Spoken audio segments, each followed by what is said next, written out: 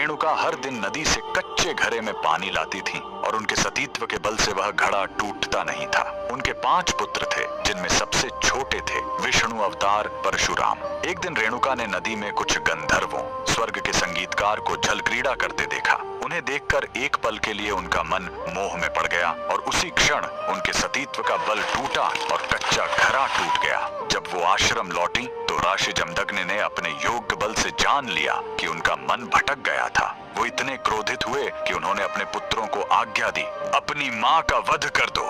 जब चारों बड़े भाइयों ने मना कर दिया तो क्रोधित पिता ने उन्हें तुरंत पत्थर बन जाने का श्राप दे दिया। इसके बाद परशुराम ने पिता की आज्ञा को अपना धर्म समझा। उन्होंने भारी मन से अपनी कुल्हाड़ी उठाई और अपनी ही माँ का सिर धड़ से अलग कर दिया। उनकी आज्ञाकारिता से प्रसन्न होकर जमदग्नि ने वरदान मांगने को कहा। परशुराम ने तुरंत अपनी माँ को फिर से जीवित करने और साथ ही पत्थर बन चुके अपने चारों भाइयों को भी मुक्त करने का वर मांग लिया। सब फिर से जीवित हो गए, मानो कुछ हुआ ही ना हो। लेकिन कहानी यहीं खत्म नहीं हुई। मातृ हत्या का पाप उस कुल्हाड़ी पर एक दाग की तरह चिपक गया और वो उनके हाथ से अलग ही नहीं हो रही थी। उस पाप से मुक्ति पाने के लिए वह दर दर भटकते रहे, लेकिन कोई भी तीर्थ उस कुल्हाड़ी को छुड़ा नहीं सका। अंत में वह पहुंचे पूर्वी हिमालय की लोहित नदी के किनारे और जैसे ही उन्होंने इस कुंड के जल को छुआ, चमत्कार हुआ। कुल्हाड़ी अपने आप उनके हाथ से छूट गई। यही पवित्र स्थान आज अरुणाचल प्रदेश में परशुराम कुंड के नाम से जाना जाता है। आज भी हर साल मकर संक्रांति पर